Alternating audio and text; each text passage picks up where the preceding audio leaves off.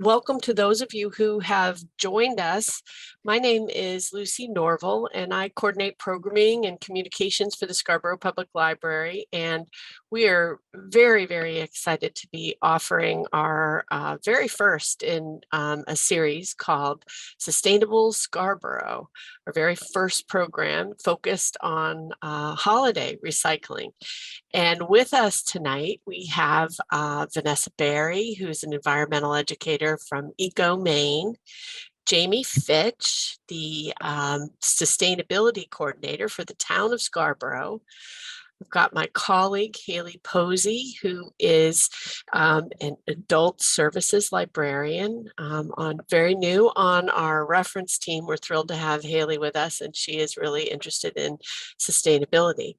And so we will start tonight with our land acknowledgement. The Scarborough Public Library acknowledges that it is located in the traditional homeland, past and present, of tribes in the Wabanaki Confederacy. We recognize and honor the current tribes who comprise the Confederacy: the Penobscot, the Passamaquoddy, the Maliseets, and the Micmac, who have stewarded this land throughout the generations. We acknowledge the Owaskoag people who once lived in what is now Scarborough. We respect the traditional values of these tribes and support their efforts for land and water protection and restoration. In offering this land acknowledgement, we affirm Indigenous sovereignty, history, and experiences.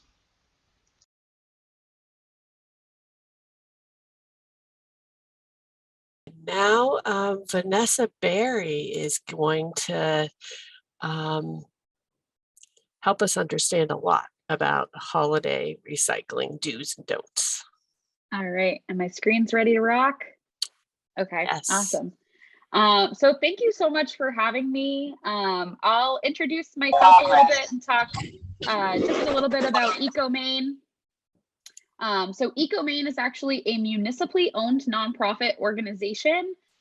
We are owned by municipalities, and Scarborough is one of those owner municipalities. So there are 20 towns that got together back in the 70s and early 80s and created our facilities. They are our major stakeholders, and they're actually represented on our board of directors. So when it comes to making decisions about how Ecomaine is going to manage waste for the years to come, our board, the representatives from Scarborough, Portland, South Portland, Cumberland, Yarmouth, et cetera, they all have a seat at the table and get to share their thoughts on, kind of how we're going to manage material, and sustainability is a big part of that. So if you have questions about that, I'm happy to answer that later. Or if you want to know the full list of owner communities or the communities that Ecomaine services for recycling trash or both materials, please feel free to reach out. I've got contact information at the end of this presentation, but we'll get started. The theme of this one is really focused around holiday waste and, how to recycle and what to recycle around the holidays. And we'll start with kind of a virtual tour. But I first want to talk about something, sounds a little fancy, called the waste hierarchy. And essentially, we're all pretty familiar with the first three of the waste hierarchy, which is that reduce, reuse, and recycle. We'll talk a little bit about each of these strategies. This was established back by the EPA, I think in maybe the mid 80s, as the preferred methods of managing waste. And so the first one, and the most important, is to reduce the amount of waste that we generate. So whether that's, refusing something that you don't need, or, you're at a restaurant and they offer you a straw and you just say, no, thank you. Or making really conscious choices when you're shopping. So opting for items that don't come in any packaging if you can, or not buying things you don't need. That's really that top tier strategy. We like to think of, the waste problem, or, the problem with waste management is that waste is kind of like an overflowing bathtub. We make a lot of trash, and it can be very challenging to manage the volume of that trash. So the best strategy is not to necessarily recycle all of that material, or to go in this bathtub analogy, going and grabbing the mop to clean up the mess. We really want to focus on turning down or slowing or turning off that tap. So to make less trash that we need to manage in the long term. So reducing is #1 priority. Then reusing materials that we already have. So trying to find ways to repurpose items, whether it's using gift wrap over and over again, or saving those bags, or trying to repurpose a greeting card. So some of those things, ways that we can reuse material instead of going out and purchasing something brand new every year. Then we have recycling. So recycling is #3 in this series. And that is taking old materials and then using energy and manufacturing them into new materials.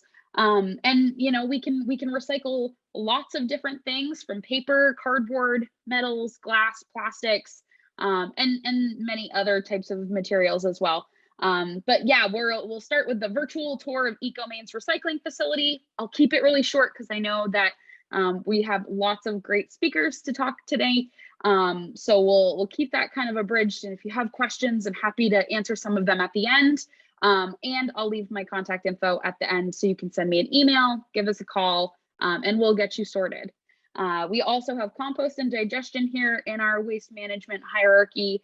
Then waste to energy, which is where Scarborough residents, their trash goes to waste to energy, where we combust it at about 2000 degrees to generate electricity. And it's a more sustainable way of managing trash because we still get something out of that material, as opposed to sending it directly to a landfill. And then going right into the virtual tour. So your material may be collected one of many different ways. If you live in Scarborough, you probably have a collection truck that goes by your house once a week. And this is a video of a dual sorting or a dual compartment truck. Casella is one of the major vendors that has these, and you might see that around your neighborhoods. They've got 2 compartments in the back, one for trash and one for recyclables. So the recycling gets picked up by a robotic arm and put right into the back of the truck. And then they can do the same thing with the trash in one trip. So it's far more efficient. They can cut down on, the number of trucks that they need for a particular route. And you're stuck behind them for a little bit less time than a manual collector might be. So that saves time for you as well. There are also drop-off locations for recycling. So for folks who live in Scarborough, you can drop off recycling near Public Works in one of these, we call them silver bullet containers, which is essentially just a giant recycling dumpster. So that's for, overflow, or maybe you missed your pickup that week because you might have been away. Your recycling can go in one of those containers, get consolidated with other recyclables, and then get delivered to our facilities. And then we still have some towns that are getting the manual collection, where you've got somebody hanging off the back of the truck and grabbing the bins one at a time as they go through the neighborhoods. Regardless of how your stuff gets to us, it all starts on the tipping hall floor of our recycling facility. So we're located right on Outer Congress Street in Portland, so not very far to travel. So once this stuff arrives at our facility, it gets dumped out on this tipping hall floor, and then our front loader will scoop up all of that material, put it onto a conveyor belt, and get that process started. So from the tipping hall floor to the conveyor belt system, it's going to go through all of our equipment really, really quickly.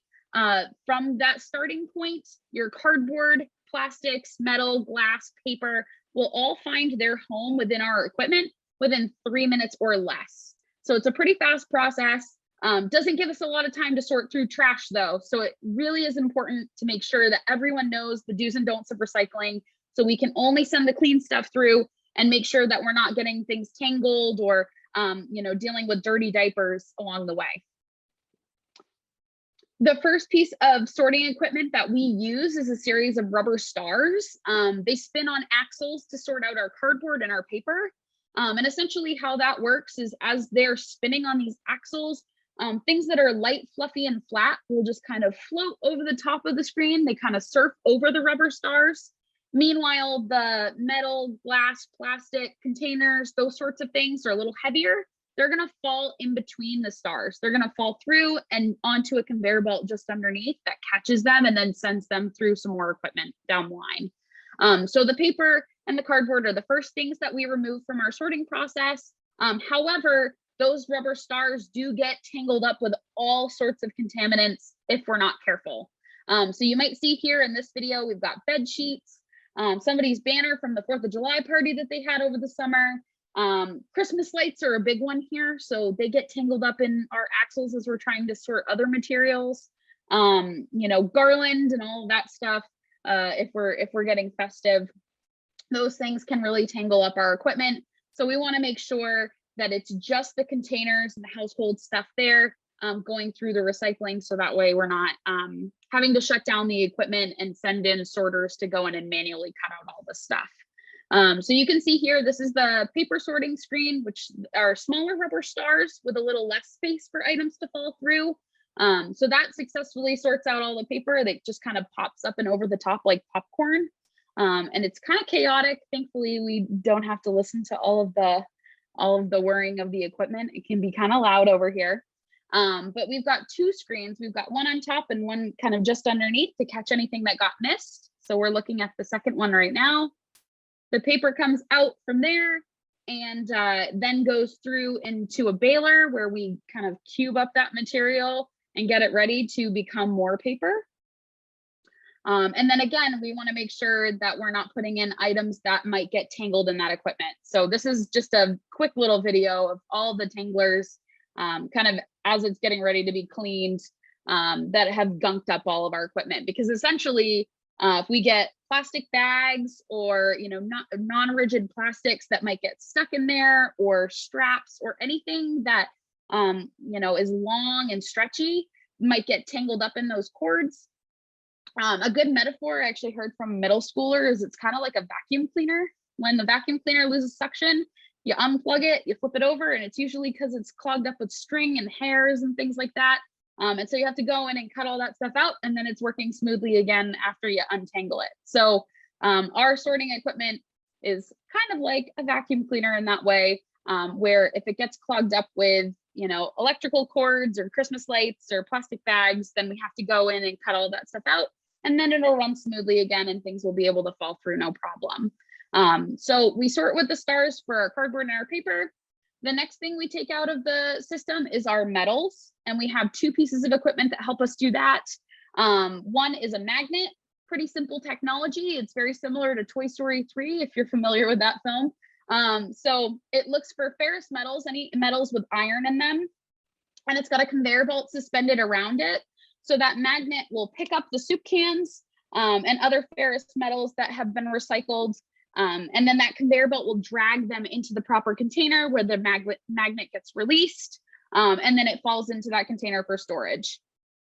Some of the other metals, so our non-ferrous metals, mostly aluminum, so your soda cans, aluminum foil, those single-use baking trays that we use around the holidays, those are getting repelled from this conveyor belt using a reverse eddy current.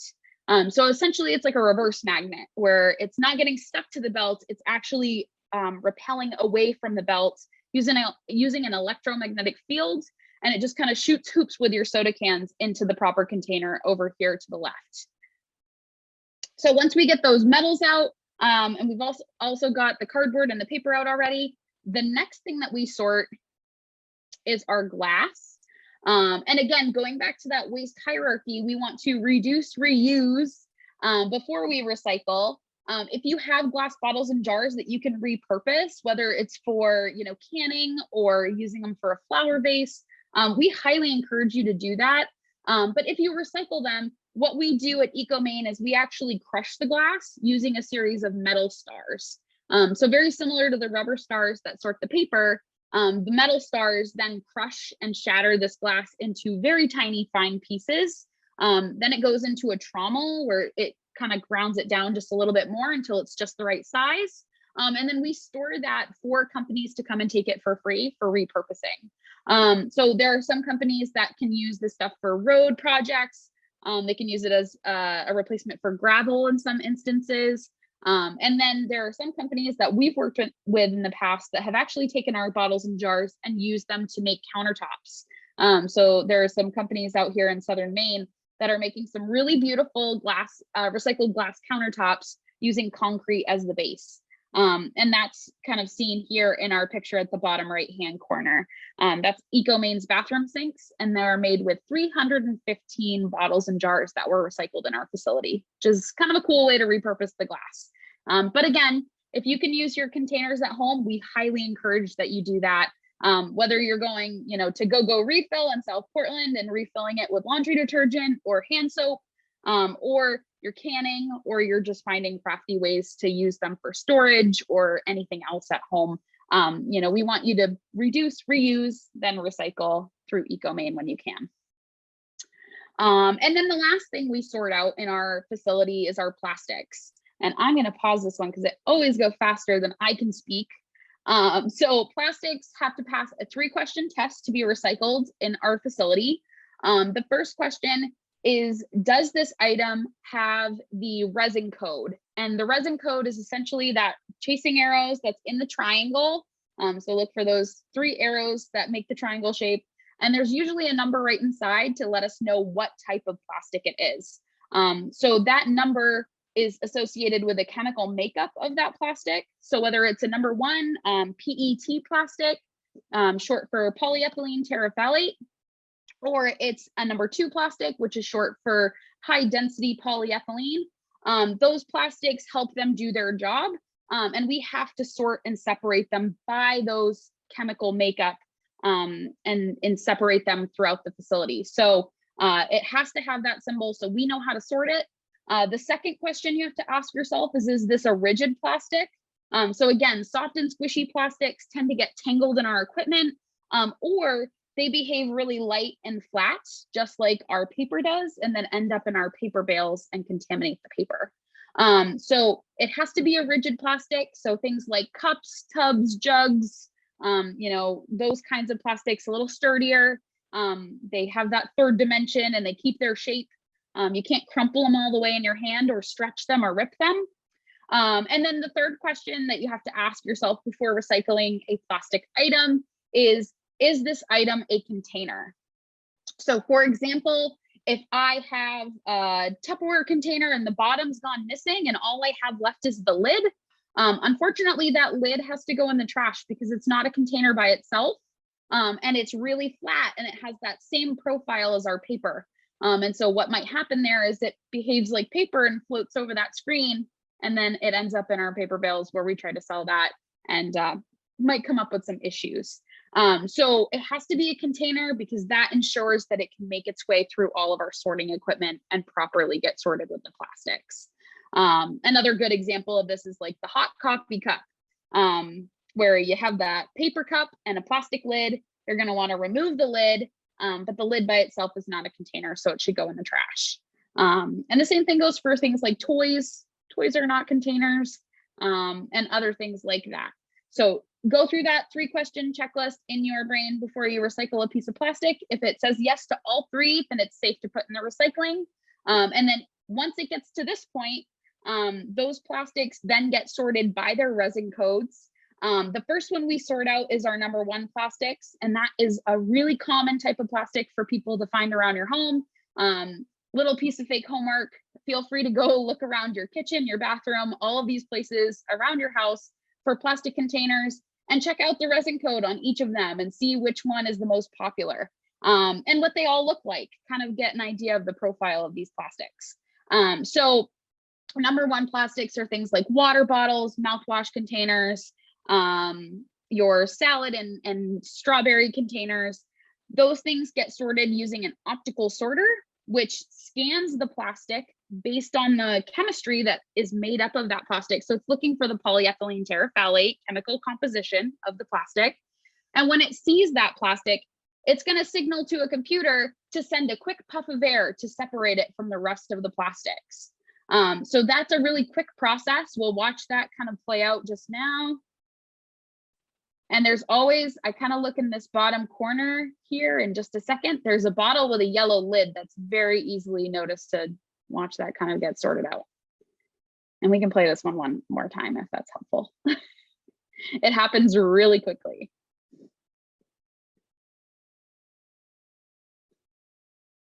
All right. So it's scanning that plastic, looking for that resin code that it's programmed to find. And then once it finds it, it sends a quick little puff of air to send it upwards and separates it from the rest of the plastics. And then from there, the remaining plastics, the 2 through 7s that we commonly find, whether they're yogurt cups or your Dunkin' Donuts iced coffee or you know, anything like that, your planters in the summertime, those get sorted out by hand by people along a conveyor belt line. So we've got a container over here just for milk jugs. We've got a container over here for laundry detergent and shampoo bottles. And then we've got a container on the end for a bunch of the other assorted plastics. So whether it's the planter or the iced coffee cup, they all kind of have a home here along this sorting line. And then they go into storage until they can get baled, and then we'll send them out to be commodities to turn into new things. So from those containers, then they get brought down here. I like to call this our giant Wally machine. If you've ever seen the movie Wally, he's a trash compactor. It's the same kind of deal. This is our Harris baler. It's been around since we started back in 1976. It used to bale trash, and now it bales recyclables. It pushes out these 1 to 2 ton cubes of recycling. You can see here, we've got a bale of cardboard that is getting a quality control inspection right now. Our buddy Richard, who drives the forklift, gives that a quick once over to make sure that this bale is clean enough to sell.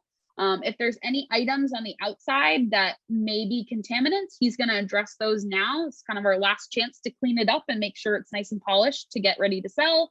And then we store these until we have a buyer and a truck ready to go to transport it to the facility to become new things. So you can see here, he's found some stuff. Usually plastic bags are a common one that we find in the cardboard. They float over those screens. And then once he has some nice clean bales, he's going to load those up using the forklift into the back of the truck.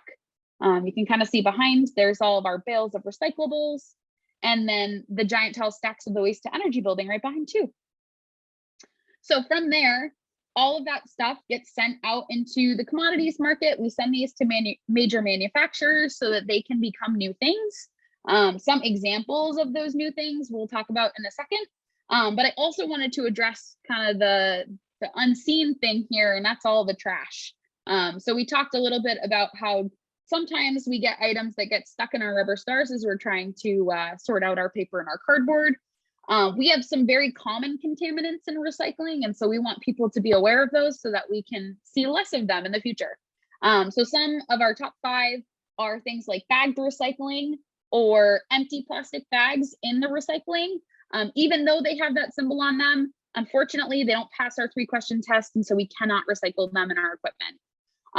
The next thing that we see as a common contaminant is food waste. So not fully emptying our containers, or you know, that pizza box with a few pieces of crust still stuck inside there. Those things cause some issues for us and starts to stink up our recycling, which is not a good sign if somebody's coming to buy that. The next one is styrofoam. So despite having the symbol on it most of the time, it's a number 6 plastic, it is too light, fluffy, and airy to actually recycle. And the closest place for us to send that specific type of material would be to New Jersey.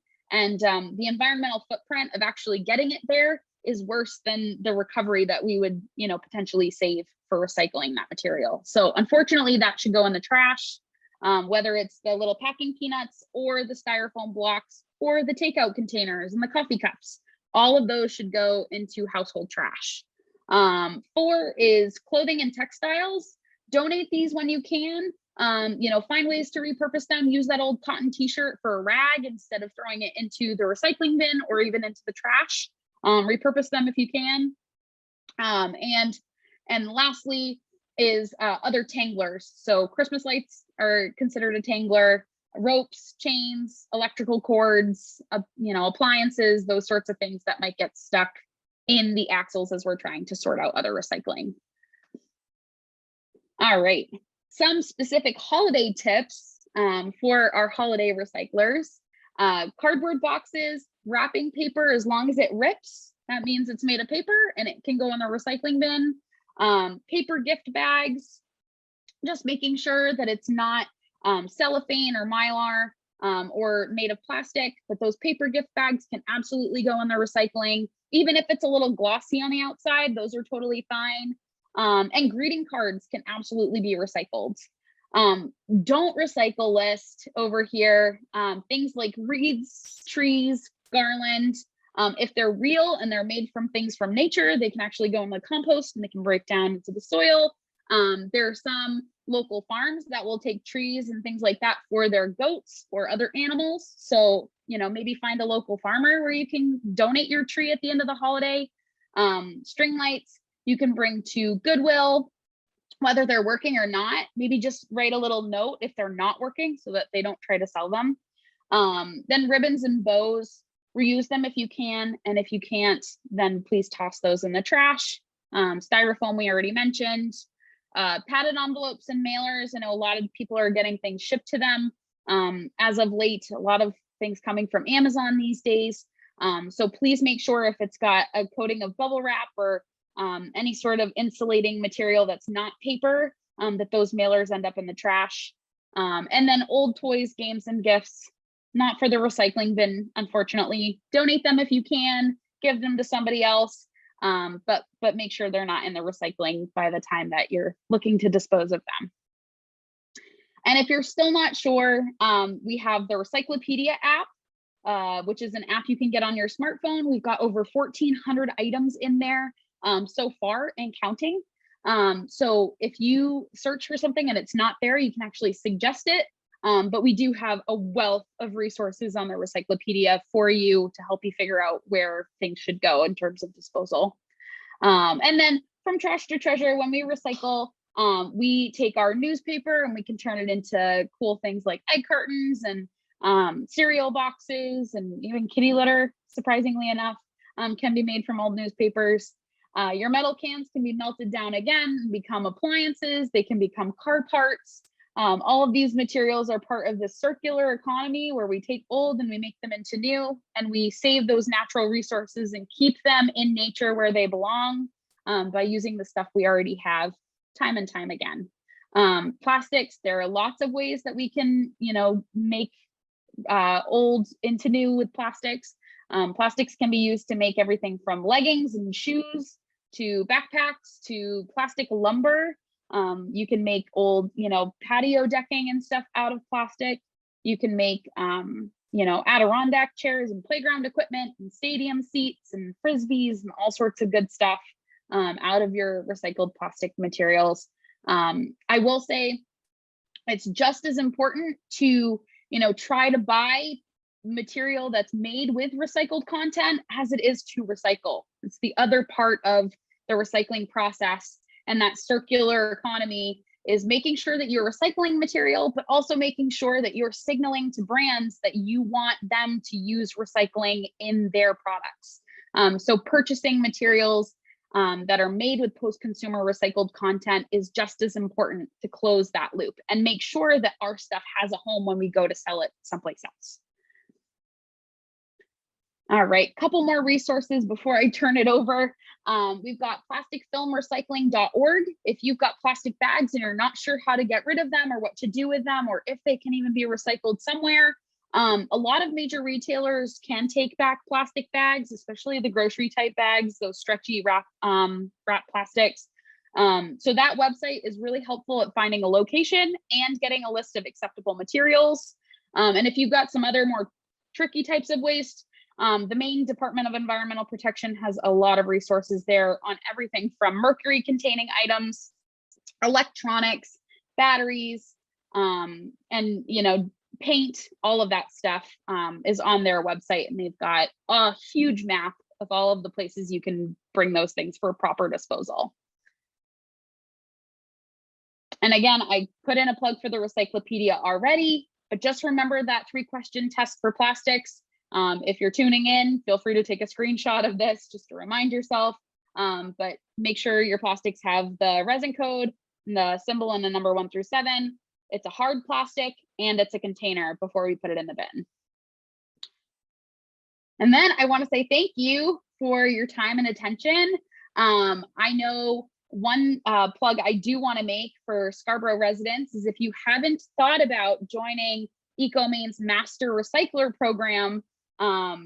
Haley is actually one of our Scarborough resident master recyclers, and she's going to speak a little bit to that program. I'll stop screen sharing, but I'll also put in my contact information right here. But yeah, Haley, if you want to talk a little bit about the Master Recycler program, take it away. Yeah, definitely. And Vanessa, feel free to jump in because you definitely have the specifics about how the program works and whatnot. But I just wanted to share my rationale for joining the program was mostly that I had heard a lot about recycling. My family tries really hard to be as competent as we can at recycling, and we do home compost and things like that. But there was so much going around the news, especially like 2019 before the start of the pandemic, about how recycling markets were changing in China. And I just became so confused about what actually was recyclable. So at that point, I started following Ecomaine on social media. And at one point, there was a post about joining this Master Recycler program. So I was like, oh, this is great. So it's a great program. I don't know whether we're like the first or second cohort of the program, but I started in September and we have 6 months to finish the program.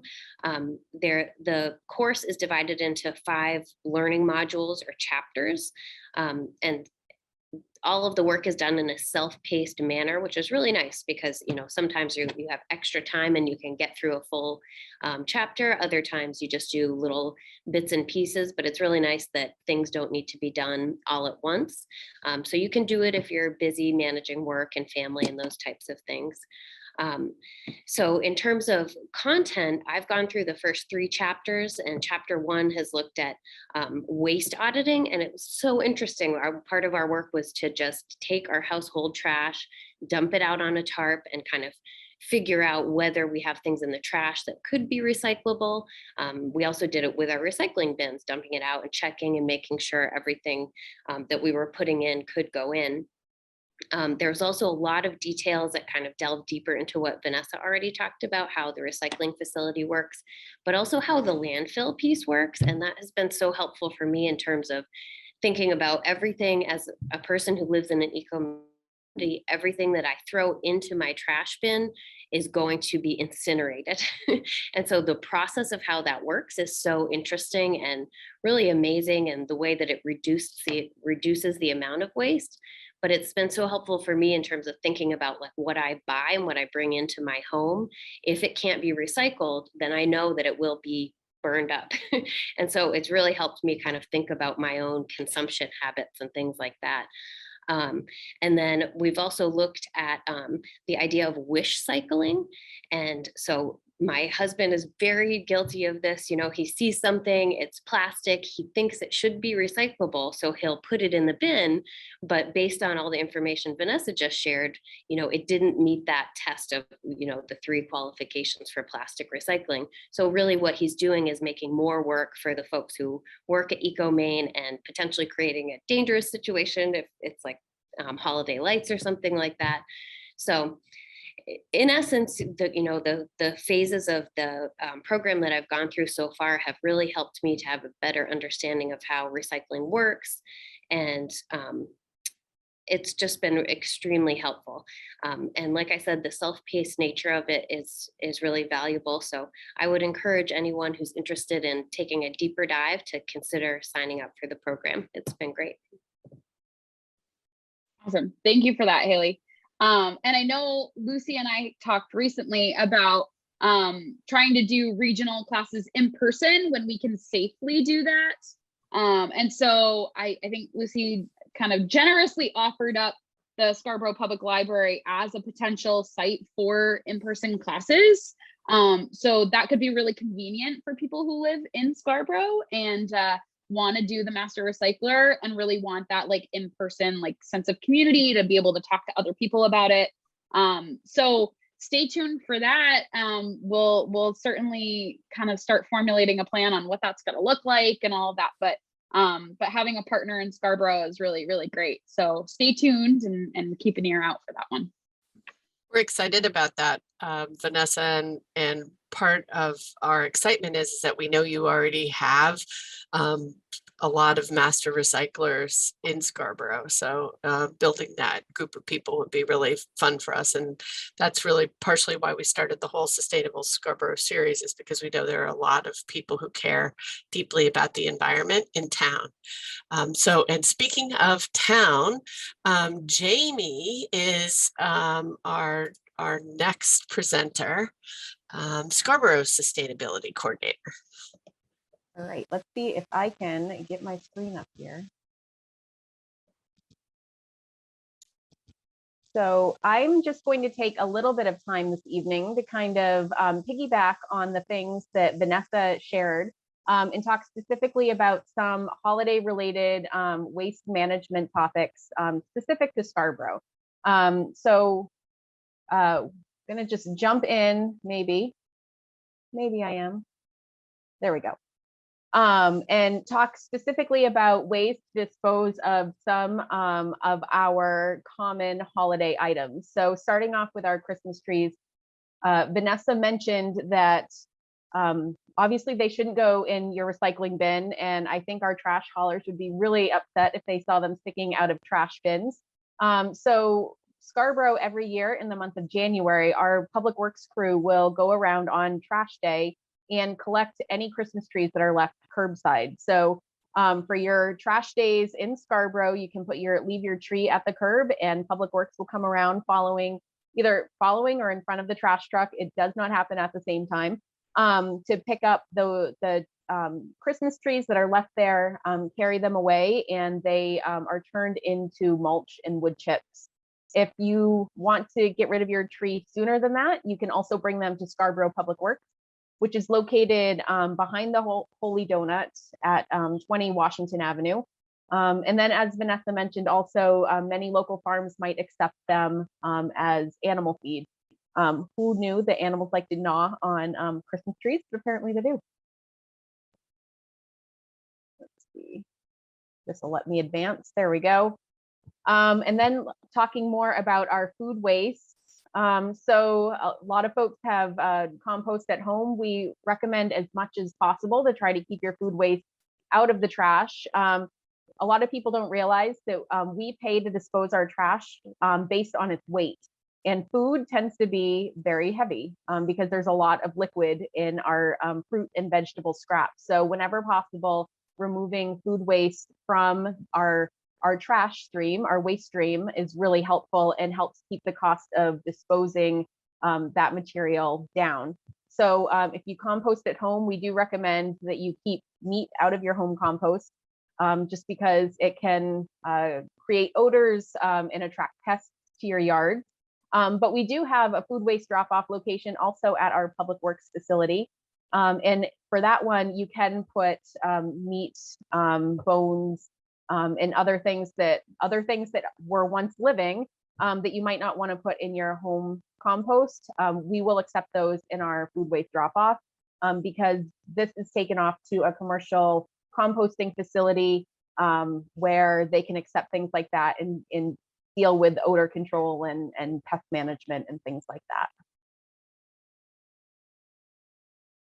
And then also talking about our other recyclables and specifically boxes. So this time of year, the amount of waste that Americans generate increases significantly. And a lot of that has to do with all of the packaging that we are consuming or that is coming to us because of the gifts and things like that we're buying.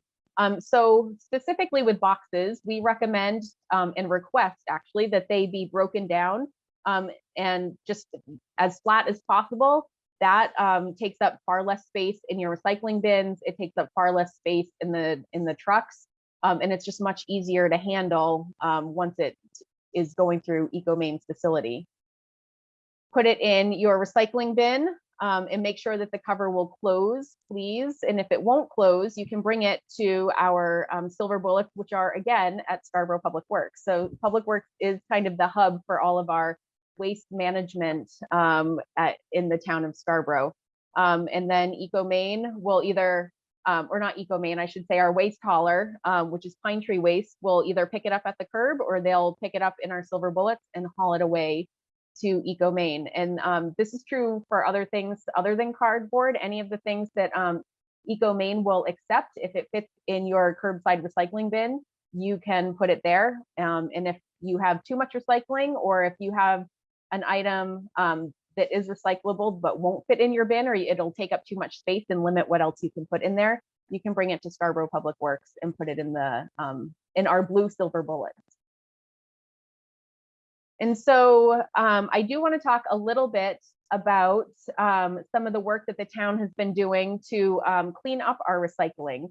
So Vanessa mentioned how it's really difficult to deal with trash that's mixed in with our recycling. That's called contamination. And so a few years ago, we worked with Ecomaine and a number of other communities in the area to develop an outreach program where we hired folks to kind of hit the streets on a trash route and lift the lids on recycling bins to take a peek inside and see what was going on in there. And the recycling was kind of graded with a tagging system. Each bin got a colored tag. Green meant you're doing an amazing job. Thank you for being a master recycler, even if you haven't necessarily gone through the class. Yellow meant there were just a couple of things that needed to be removed because they weren't recycled or recyclable. But the bin would still be picked up, and the tag would have information on what those items were that the folks on the street saw. And then the red, or bins that had too much trash and contamination in them, were tagged with a red tag, and the waste hauler wouldn't pick them up that week. And that tag again had information about what was in the bin that shouldn't have been in there. So the graph on the screen shows kind of the progress of over 8 weeks of, this is our pilot, the very first summer that we did this. And you can see the green tags went up. So people were really catching on what should go into that recycling bin. The yellow tags were going down. So folks who had a couple things in their recycling bin that shouldn't have been in there, that improved over time. And our red tags stayed fairly stable.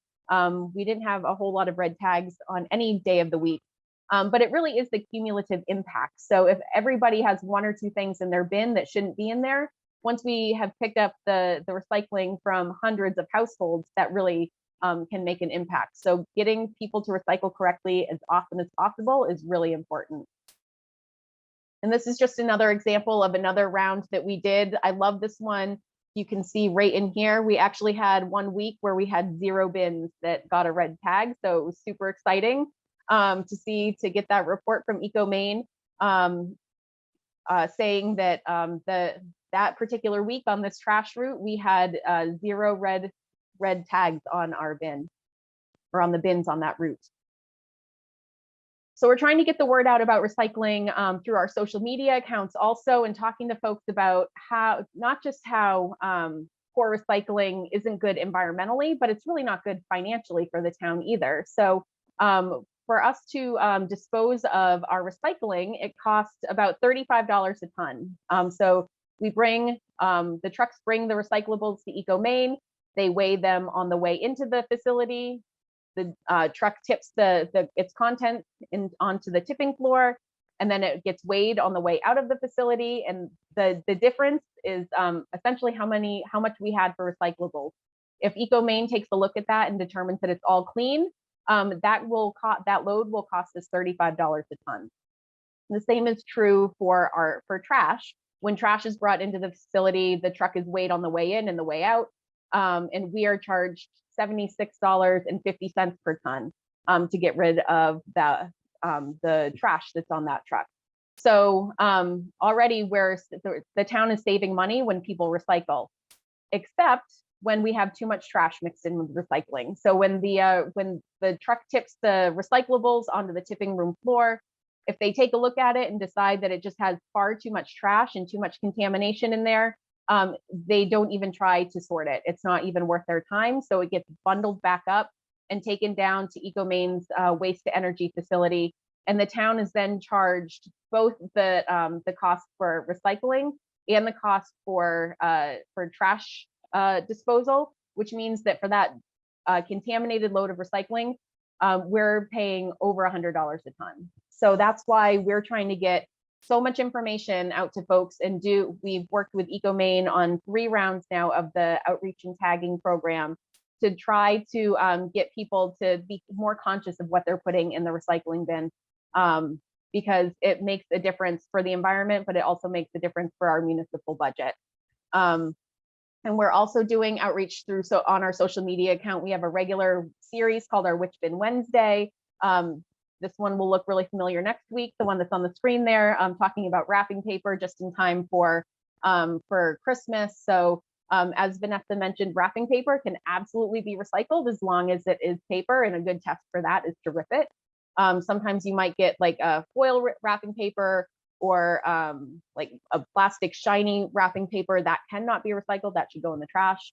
And then the bows, you can't see it on the screen, but the write-up that goes along with this picture, we ask if you're first reuse them whenever possible for your ribbons and bows, but if you're not going to reuse them, they should go in the trash.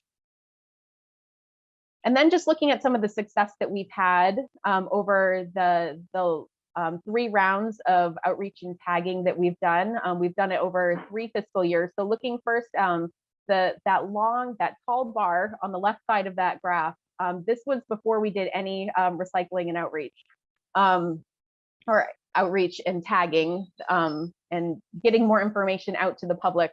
And this was kind of the impetus for us to start getting more information out to the public, and do more to clean up our recycling.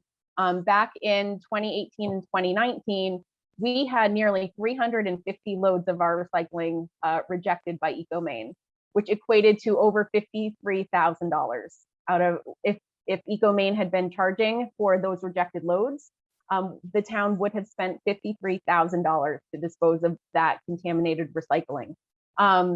Ecomaine decided like they couldn't absorb the cost for the contaminated recycling anymore, and so it was going to be passed on to the owners and members of Ecomaine.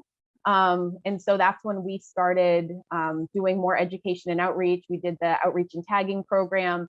And so in fiscal year 20, we had only 50 loads of recycling rejected. And in 2021, which was half of 2020 and half of 2021, so right during the pandemic, our rejected loads went up a little bit. We saw a little bit more contamination because we backed off of the outreach for a bit. And then people were just consuming differently during the height of the pandemic, or the very early months of the pandemic. So we saw a lot more and different types of contamination than we had seen previous to that. But this just shows education works. So thank you to the folks joining us tonight. Glad that you're educating yourself more, because you're definitely helping out. And then I just want to put a plug in for Sunnier Days. This is a new program that we have started. We piloted it last summer. It's called Pitch in Scarborough. It's kind of our umbrella program for any volunteer programs that we do in the town. And the concept started with this little station. It's called a pitch and pail. And this is at Pine Point. We're encouraging folks to help us clean up the beach, and grab a bucket, take it down on the beach with you for a little bit, pick up some trash that you find, and bring it back to the station and throw it away. This got a huge response on social media. Folks have really, really liked this, and we're excited that we'll be launching pitch and pails at our beaches at Higgins and Ferry Beach coming this summer, thanks to a Boy Scout service project, he built us 2 more stations to go at our other beaches. So we encourage reducing, reusing, recycling whenever possible, but also if you see a piece of trash on the ground, please pick it up, put it in the trash, probably, unless it's recyclable, and then it can go in the recycling bin. But just another way to be conscious of what we're consuming and how we're disposing of what we're consuming. And so that's what I have for this evening. My contact information is on the screen also. I am an employee of the town, so you can reach me either through email or give me a call at my office. I'm happy to talk about trash and recycling and a whole bunch of other things, solar energy, electric vehicles, clean water, piping plovers, so many sustainability related topics that we're working on in Scarborough. and love to hear feedback from folks too, if you've got other ideas for things that we should try to tackle as well. And so that's what I had, and I think that all of us are happy to answer questions if anybody has any.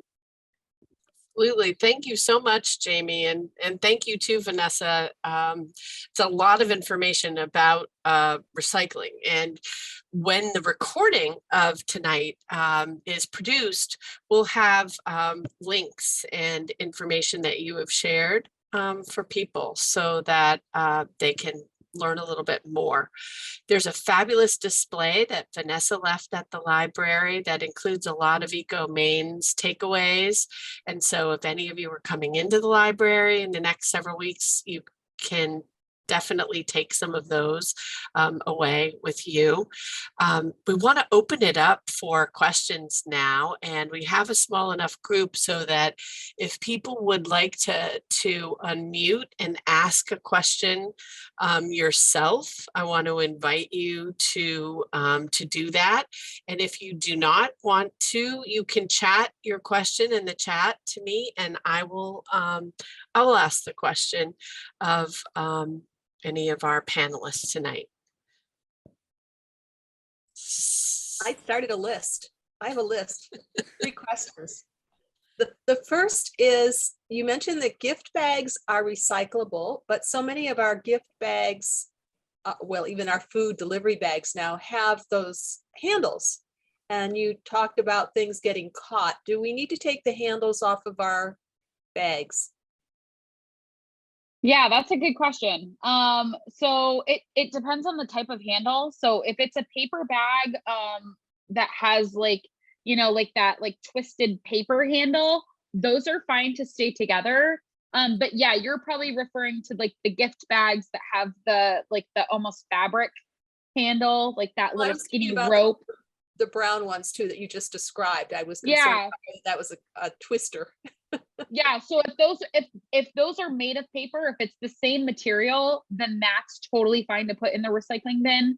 However, if you're talking about like the fancy gift bags around holidays, they're like the shoestring lace ones, those, if you can remove those, that's great. If you're unable to do so, it's a residue that we will have to remove before the paper gets recycled, but it's not gonna, you know, it's not going to ruin the equipment or anything like that. So if you're unable to remove it, like don't stress about it. But if you can remove it, then that's helpful. That's just one extra step that you can take. Second question related to bags. I compost. I actually live in South Portland, but it's the same issue. I put my food in brown lunch sacks and then put the whole thing, I put it in the freezer to keep it. And then once a week, I take the whole frozen bag block to the compost. I'm assuming those brown paper bags are okay? Yeah, those are fine. Yep. Essentially, I think for most of those compost drop-off locations, the ones in South Portland may go to a different vendor than the ones in Scarborough. However, most commercial composting facilities have no issue managing paper waste.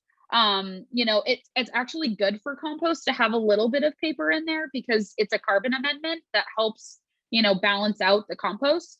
And it also absorbs some of that moisture from the food waste. So those are fine. Yeah, just avoiding any, you know, any plastic bags or anything like that. So, you know, making sure, you know, using that paper bag is not an issue. I also line my compost bucket, like I have my little compost pail. I line that with newspaper, and that really helps kind of absorb some of that yucky moisture at the end of at the bottom of the pail too. So yeah, those strategies are totally fine. And then this is my last question, and this is library focused. We recycle a lot of hardcover books. We were told that was okay, but then we got to thinking some of them have plastic jackets on it. You know, our library books often have that protective.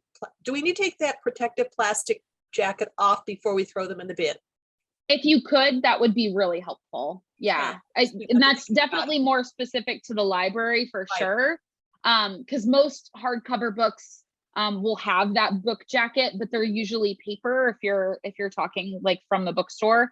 But yeah, that plastic sleeve, if you could remove that, that would really do the paper mills a huge favor and it would make them happy. So absolutely. Thank you. Those are my questions. Awesome. I have questions as well. Hello. Mine are all over the place. So the first one was like, I know we have the hazardous waste days where we can have stuff dropped up, but like bigger stuff like a chainsaw or something, like I don't think any of that can be recycled. And so is that just stuff that has to be dropped off at Public Works? So the chainsaw, that's probably something that would have to go to like Riverside Recycling in Portland, because the town of Scarborough doesn't have a transfer station. There's also Casella in Westbrook. We have a contract with them, which is more convenient. They, I believe, will take something like that. It would be worth giving them a call to see if they will. And there's usually a small fee associated with it, but it's pretty nominal. Is that the same place where we drop all the leaves and stuff off? Yes. Yep. Okay, cool. Okay. For holiday wreaths, if it's a real wreath, then that part of it I know is compostable, but a lot of them are usually made with like wires and stuff to hold it together. So do you have to like disassemble all of the wires from it or just throw it in the trash? I guess that would be up to you and like what you are able to do. I mean, I would, if you can dismantle it and get those metal components, I mean, that's a scrap metal that then could be recycled. And then the wreath could then be composted. But if you don't have the ability to do that and you can just throw it in your household trash. One cool fun fact about the waste to energy facility is that we also have a process to take out post-burn metals. So we burn the trash and then, you know, let's say we burn a mattress and we burn off the fabric, the foam, maybe the wooden frame. And what remains is the metal springs and all of those things. Those don't fully combust and they kind of remain at the end of that pile with the ash. And we have a magnet that actually is suspended above the ash that pulls out those ferrous metals, very similar to what we do in recycling. So if you throw out those kinds of components because they're commingled with other materials, we can actually recover that after we've burned all the trash and then recycle it as a post-burn metal. So don't feel too bad if you're unable to do it. But yeah, if you're able to dismantle the thing, then you can recycle the metals and scrap metal ahead of time and compost the more organic material. But if not, no worries, just put it in the trash and we'll take care of the rest. Okay, so cool. That leaves me to wish cycling, which my mother is very guilty of. So for example, a candle, like a 3-wick candle, I remove the wax, the leftover wax in the candle, throw that away, and then I recycle the glass. But there are some things, do you want people to adapt the mentality of when in doubt, throw it out if they can't find it in the Recyclopedia and they're not sure what to do with it? Would you rather have them try to recycle it if they think so, or throw it out because it could create a huge disaster? And so the point, I know it's a really long question. The point is like the candle lid. Oh, the lid. Okay. Because it's not in the Recyclopedia, but I think it's metal, but I'm not sure, but it also has rubber in it. I don't know. Yeah, so it depends. I guess it depends on the type of material, because some candles have like that glass topper, and that's kind of tricky. And some of them, it's it depends on the candle. But if it's a metal lid, if like you can stick a magnet to it, that's like one test, because our giant magnet will pull up those metals in the recycling process. But yeah, I would say, like, as a general to your question, kind of that when in doubt, throw it out. That is something that we use a lot because we want to avoid wish cycling. If you are not 100% sure that that's something that should go in the recycling bin, we have a lot of folks that work in our plants and we really want to ensure that they're safe. And so we would encourage people, if they're not 100% sure that they can put that in the bin, then they should probably put it in the trash until they learn otherwise. Or reach out to us and you maybe send us a photo of the stuff via email. They can, you guys can always email us specific materials and just be like, I'm not sure, what do I do with this thing? Because some of those questions are a little bit beyond my scope of knowledge with recycling. So sometimes I'll send it to the plant manager and just say, hey, in your experience, has this been something that the recycling manufacturers actually like want to take and use for their material? And sometimes we were able to get an answer that we didn't already have. So, you know, feel free to ask. But yeah, that when in doubt, throw it out might be a good mantra for some of the folks who are known to wish cycle and kind of err on the throwing it in the bin. Because you never know. I mean, that stuff could get tangled up in the equipment. And we get all sorts of really crazy things that way, like power tool batteries that cause fires, and, you know, samurai swords and propane tanks and all sorts of wild stuff. So err on the side of caution, you know, if you're conflicted and not sure. Like I know another example of that is the air puff things that come in, like Amazon boxes or something. Like they say recyclable on them, but once you depuff them, then they're just a bunch of plastic and cannot be recycled, if that's correct. Yeah, so that would be something that I would look at the retailer takebacks. So the plastic film recycling, that website that I kind of referenced in kind of towards the end of the presentation, it's plasticfilmrecycling.org. Those kinds of like shipping, mailer, like those kinds of plastics, if they've got a symbol on them with either a 2 or a 4, usually those can be brought back to retailers. Jamie, do you have something you want to add?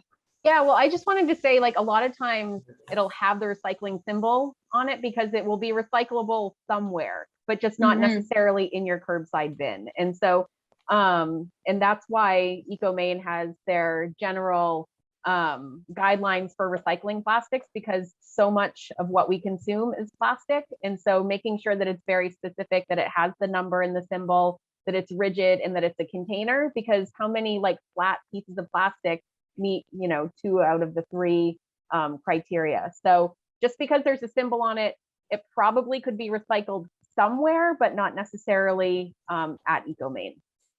Yeah, and really all that symbol is for is to just identify the type of plastic resin that they're using to make that material. So the plastic films, for example, they're made from a number 4 plastic and a low density polyethylene. And so they've got that symbol on there just to let people know what the plastic is. But part of the problem is that a lot of people, and it's all over the place.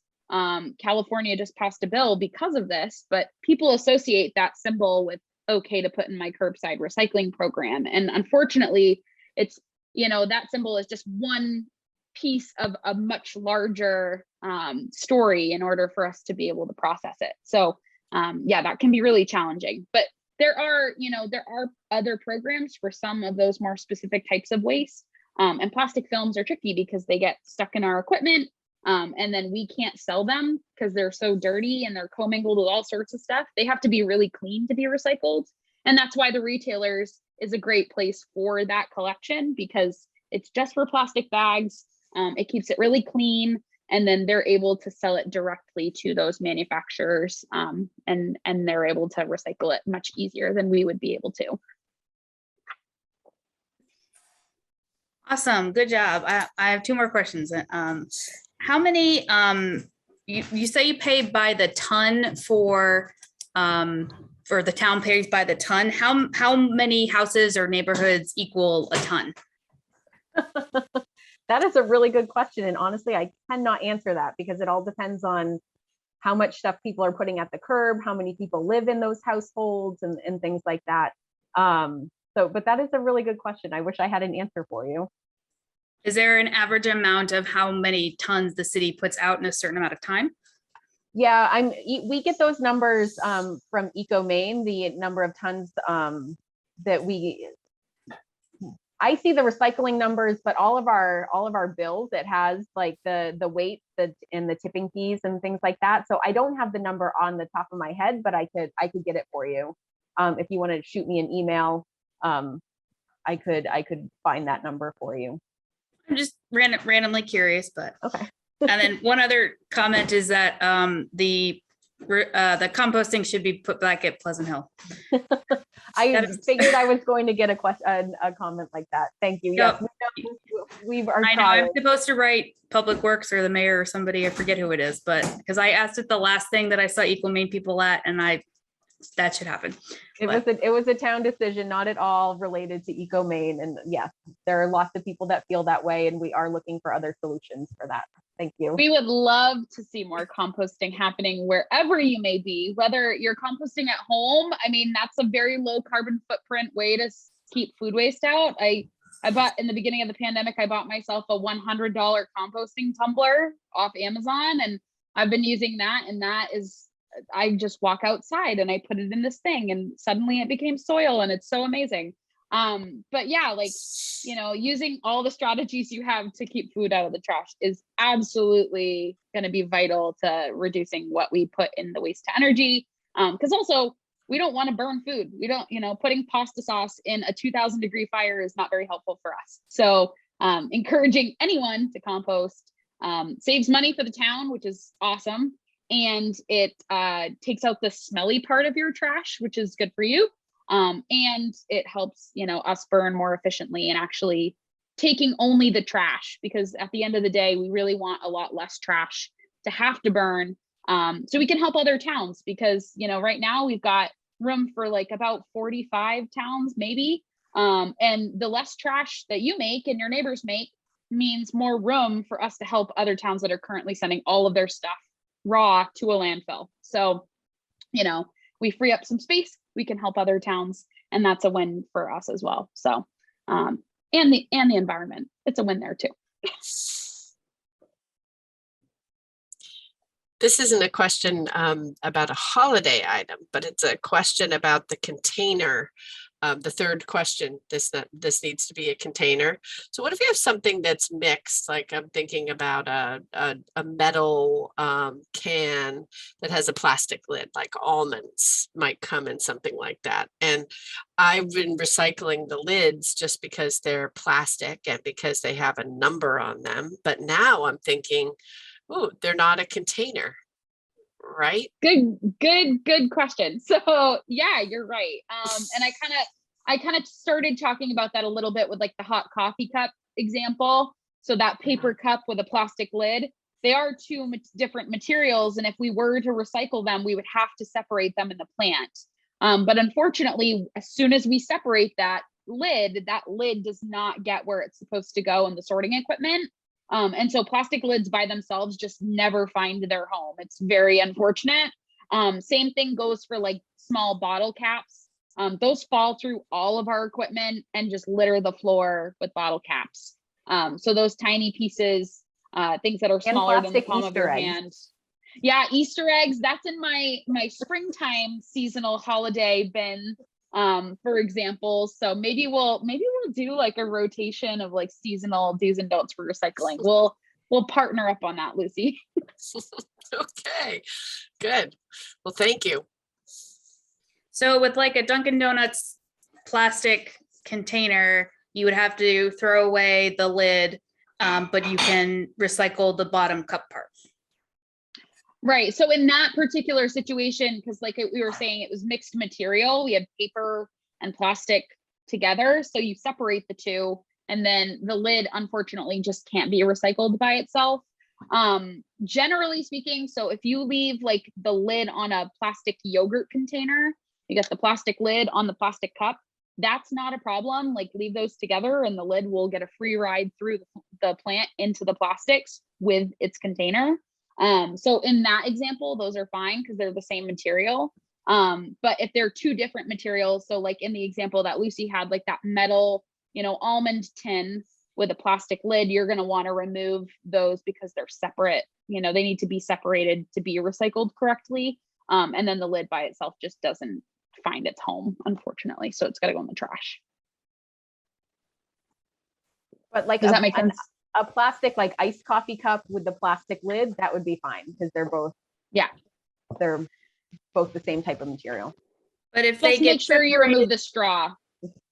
Right, but if they get separated though, then technically the lid isn't a container. Right. Yeah.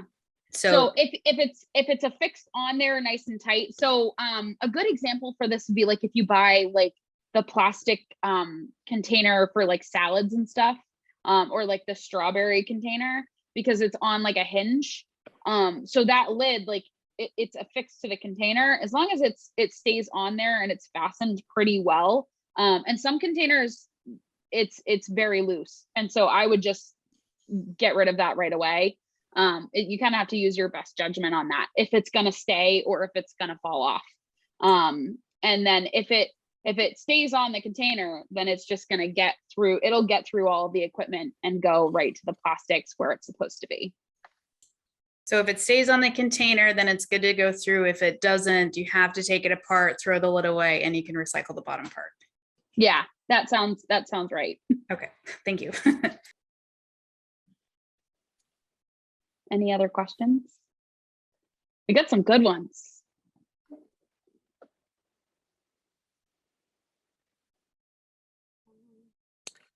I don't see any more questions.